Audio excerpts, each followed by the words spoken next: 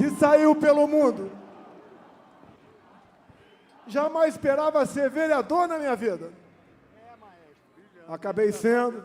Desculpa o gesto, me Bonito perdoe. demais. Fui ser deputado federal. E só um milagre explica a minha eleição para presidente em 2018. Milagre da vida. E que entendo eu, na minha fé, um propósito de Deus.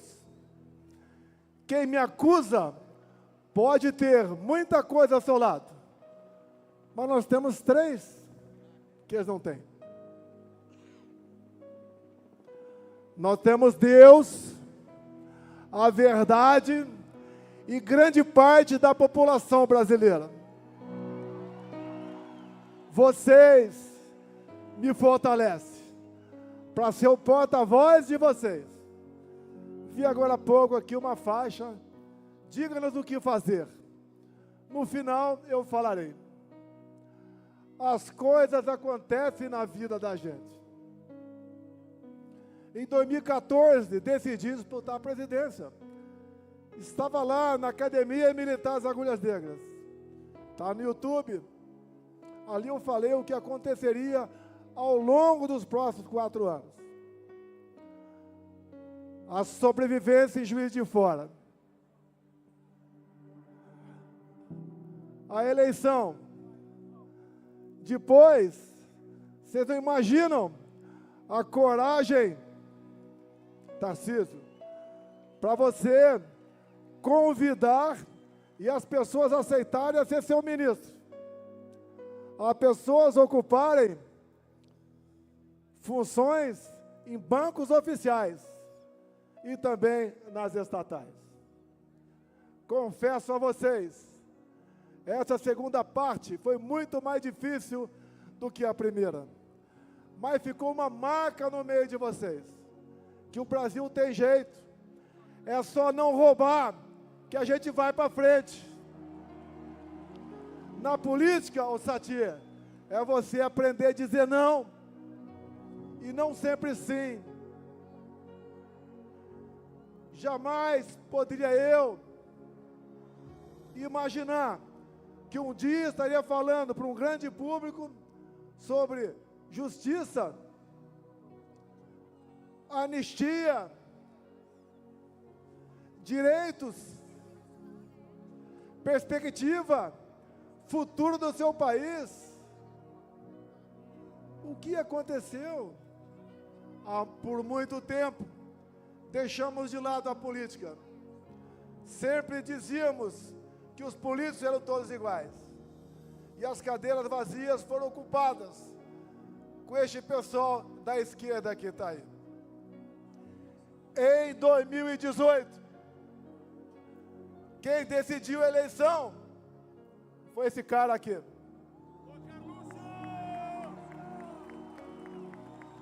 Um telefone numa prancha de surf. Este foi meu marqueteiro. Mas tínhamos naquele momento a liberdade de expressão. Podíamos nos manifestar. E no Facebook, por noite, agregávamos mais de 400 mil pessoas. E fiz uma coisa também, o Silas Malafaia. Você é pastor. Eu apenas li a Bíblia na fronteira, de 79 a 81.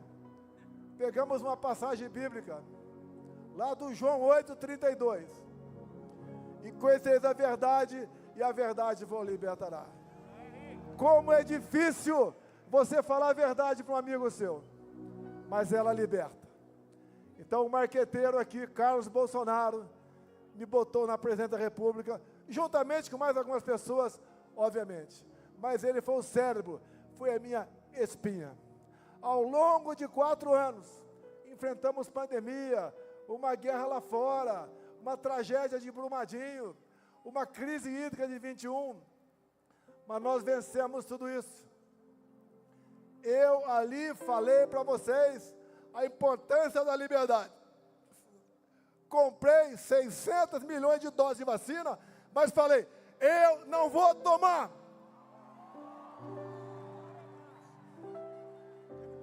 Você tem que ter liberdade para escolher o seu futuro. Você arca com as consequências. Não vou entrar nessa questão. Se um dia uma grande rede de televisão me der o espaço, falarei com o maior prazer. Acabando 22. A mão pesada do Tribunal Superior Eleitoral fez-se valer na balança. Onde eu era proibido de fazer tudo, o outro lado podia fazer qualquer coisa. Me acusar de tudo, até da morte da Marielle Franco. Me acusar de genocida, de misógino, de não gostar de nordestinos, de não gostar de negros. Eles podiam tudo. Tivemos até a tal cartinha pela democracia, que me tirando de lá, estariam garantindo a democracia no Brasil. Olha que eles botaram no meu lugar. Se fala em golpe, quem tirou o cara da cadeia? Quem o descondenou? Quem botou a mão pesada na balança do TSE? Quem o colocou na presidência da República para pagar vexame agora? Como acabamos de ver, a Embraer perdendo um contrato de 15 bilhões de reais. Uma empresa outra. Porque na Rússia estava ao lado de ditadores e criminosos de guerra o atual presidente do Brasil. Outras consequências virão quando Lula assume telado no conflito Irã-Israel. Ele ficou do lado do Irã, aquele país que é a bomba atômica, para varrer Israel do mapa. Outras consequências, infelizmente, virão contra nós. 2022 foi triste. Arrastava milhões de pessoas pelo Brasil. Aqui em São Paulo, motociata com 300 mil motociclistas. Assim no Brasil todo. 1 milhão de CACs conosco. Homens e mulheres da segurança, 1 milhão de pessoas, a grande maioria conosco. O agro conosco. Quem produzia conosco. Os mais humildes do Nordeste, levamos água para lá. Até, prezado governador Zema, o Vale de Jequitinhonha, região mais pobre do seu estado, nós conseguimos com o nosso ministro Saxida regularizar a exploração de lítio naquela região. Em Minas, nós resolvemos a questão da cota 762 de Furnas. Em Minas, nós conseguimos, junto com o Tarcísio, 3 bilhões de reais para o metrô de BH.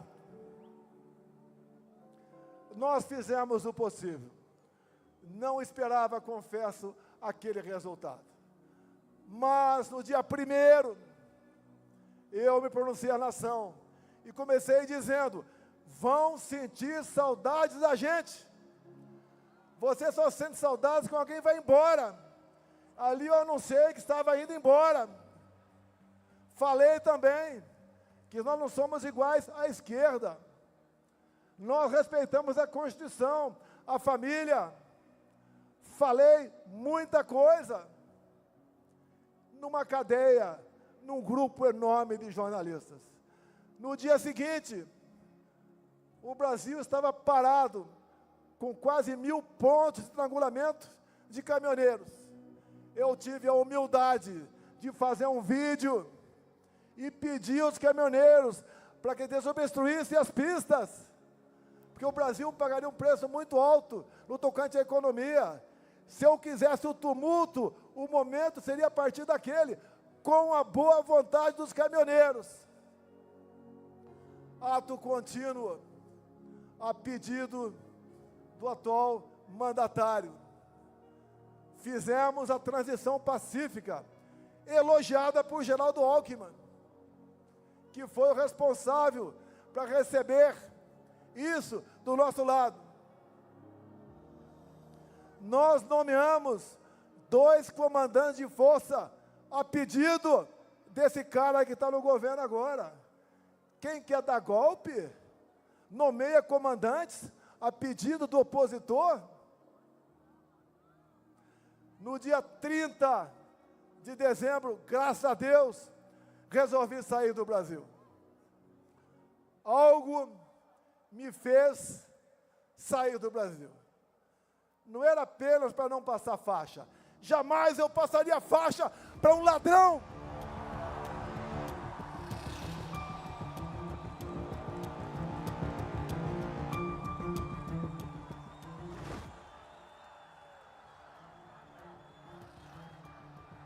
Jamais passaria faixa para um ladrão.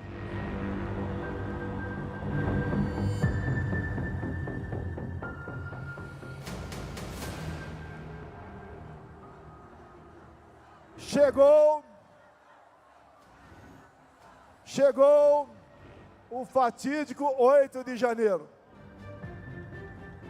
Um movimento, mais do que claro, orquestrado pela esquerda. Lula não estava em Brasília. No dia anterior, ele foi para Araraquara, porque sabia o que ia acontecer. Tanto é que as imagens de quase 200 câmaras sumiram. Tudo foi quebrado antes daquelas pessoas que, em parte, estavam no acampamento chegaram. No dia seguinte, essas pessoas foram presas. E assistimos hoje condenações a 14, 15, 16, 17 anos de prisão. Como a semana passada, uma mulher com 7 filhos, 6 menores, foi condenada a 14 anos de cadeia. Essa mulher era golpista? Como a Débora, que seus familiares estão aqui agora. Por Maria foi confirmado 14 anos de cadeia, ela com 2 filhos pequenos. Isso não é justiça, é uma brutal injustiça. Por isso nós lutamos por anistia, que é um remédio previsto na Constituição, de iniciativa própria do Parlamento brasileiro, independentemente de qualquer um dos outros 2 poderes. É o caminho da pacificação. E quem colabora com ela, mesmo sendo algoz, concordando, é um gesto de altruísmo. Nós esperamos que essa anistia tenha o apoio dos outros 2 poderes, além do poder legislativo. Nós podemos mudar o destino do Brasil. Nós podemos trazer a pacificação. Se alguém aqui agora está reclamando da sua vida, lembre-se que pessoas iguais a você, inocentes, humildes, mães, pais, avós, agora estão olhando para cima e vendo um concreto numa penitenciária. Quem está preso e deve alguma coisa, sente. Agora, quem está preso e nada deve, isso é uma tortura. Isso é um crime que, tenho certeza, para quem acredita, não terá perdão no dia do juízo final. Alguns acham que são imortais, mas o dia de todos nós chegará. Dizer a vocês que esses que estão sendo condenados, quais acusações? Tentativa armada de sublevar o Estado Democrático. Que arma foi apreendida? Busquem as polícias legislativas da Câmara e do Senado.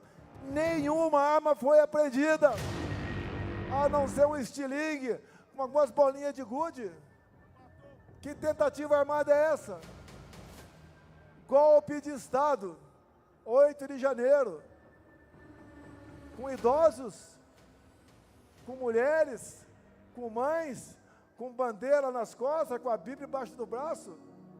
Golpe se dá com forças armadas, com armamento, com o núcleo financeiro, com o núcleo político, com apoio de instituições, inclusive fora do Brasil. Que golpe é esse, meu Deus do céu? Onde, inclusive, o atual ministro da Defesa, José Múcio, disse há poucos meses, no programa Roda Viva, que 8 de janeiro não foi golpe. Mais ainda, 2 outros ex-ministros da Defesa falaram a mesma coisa, Nelson Jobim e Aldo Rebelo. Mais ainda, José Sarney falou a mesma coisa, e poderia aqui dizer o mesmo para quem está no carro de som. Se fosse uma tentativa de golpe, vocês não estariam aqui. E nós queremos justiça, queremos pacificação, queremos o bem do nosso país. E agora, para atender uma pessoa da faixa aqui agora, o que fazer? O ano que vem temos eleições. Aqui não é um carro para comício, é um carro para nós dizermos a verdade. Essa verdade que está lá em João 8,32. Se nós queremos que o nosso time seja campeão, nós temos que investir. Nós temos que acreditar. Nós temos que entender que as coisas não acontecem de uma hora para outra. Quantos aqui demoraram um tempão para conquistar sua amada ou seu amado?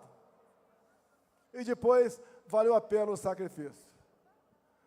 Dizia a vocês, não interessa onde eu esteja, não interessa a covardia que porventura façam comigo,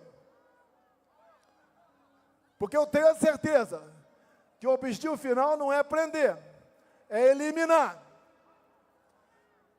Logicamente não quero ser preso e nem morto, mas não posso fugir da minha responsabilidade, não posso fugir da verdade, não posso fugir da minha palavra para com vocês. E digo, estaria muito bem se estivesse do outro lado, mas não estou. Estou do lado de Deus, pátria, família e liberdade. Se vocês me derem, por ocasião das eleições do ano que vem, 50% da Câmara e 50% do Senado, eu mudo o destino do Brasil. Tarcísio, quando eu falo isso, tem outros 50% para o republicano, para o PSD, para o PP, o MDB, União Brasil. Se vocês me derem isso, não interessa onde esteja, aqui ou no além, quem assumir a liderança vai mandar mais que o presidente da República. Com essa maioria, nós elegeremos o nosso presidente da Câmara, o nosso presidente do Senado, o nosso presidente do Congresso Nacional, a maioria das comissões de peso no Senado e na Câmara. Lá no Senado, nas sabatinas, nós decidiremos quem prosseguirá nessa missão ou não. Nós indicaremos os integrantes das agências. Nós escolheremos, e não o presidente do Banco Central e todo o seu secretariado. Nós seremos os responsáveis pelo destino do Brasil.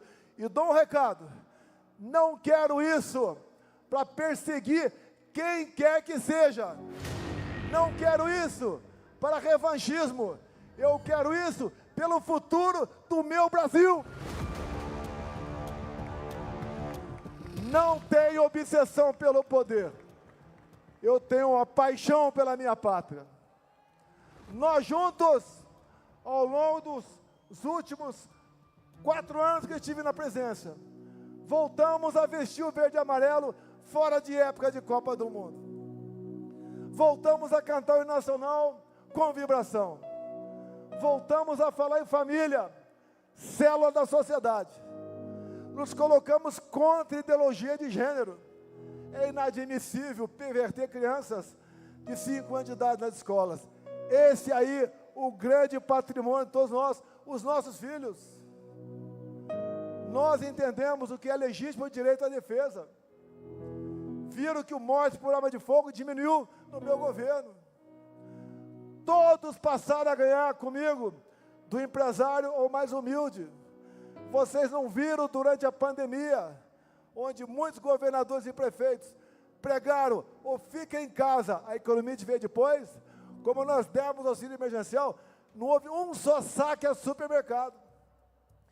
Nenhum prefeito do Brasil ou do Nordeste atrasou a sua folha de pagamento, em especial o 13º.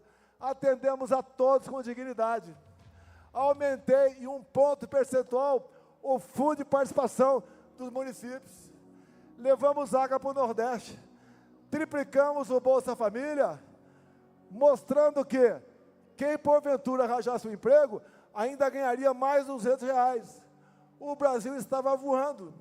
Tivemos uma excepcional política externa, capitaneada, em especial, pelo Ministério da Agricultura, da Tereza Cristina. Comércio com o mundo todo.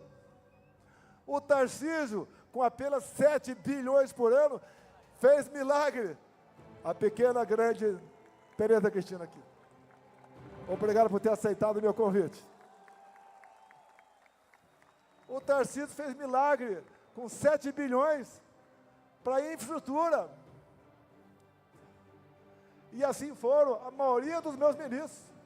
O Rogério Marinho, que não havia sido reeleito federal em 2018, levou água para o Nordeste e fez milhares de obras. Foi eleito senador na última eleições com uma vaga apenas. E agora, ele é o grande ídolo do Rio Grande do Norte. Lá, nas pesquisas, nós estamos na frente da esquerda. Lá em Alagoas, estamos na margem de erro com a esquerda. Na Bahia, uma perda enorme. Na Bahia do João Roma, uma perda enorme da esquerda. No tocante, a posição de aceitação. Nós temos como resolver o Brasil. Me permita repetir. Me deem 50% da Câmara e 50% do Senado, que eu mudo o destino do Brasil.